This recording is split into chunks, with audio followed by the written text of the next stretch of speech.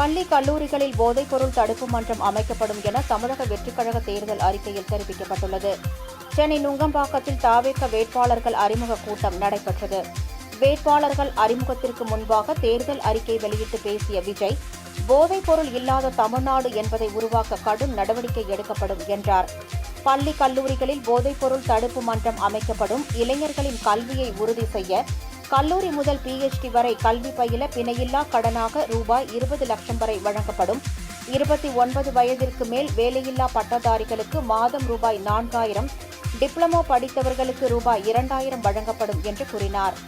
5 லட்சம் பேருக்கு இன்டர்ன்ஷிப் பயிற்சி அளிக்க நடவடிக்கை எடுக்கப்படும். TNPSC, TRB, TNEB-களில் காலதாமதம் இல்லாமல் போட்டித் தேர்வுகள் நடத்தப்படும். தனியார் நிறுவனத்தில் 75% மாநில மக்களுக்கு பணி வழங்கினால் GST, மின் கட்டணத்தில் சலுகை வழங்கப்படும் என்றார். மேலும் முதல்வர் மக்கள் சேவை மெம்பர் என்ற புதிய பதவி உருவாக்கப்படும். இளைஞர்கள் தொழில் தொடங்க ரூபாய் 25 லட்சம் வரை லோன் வழங்கப்படும் என்றும் கூறியுள்ளார்.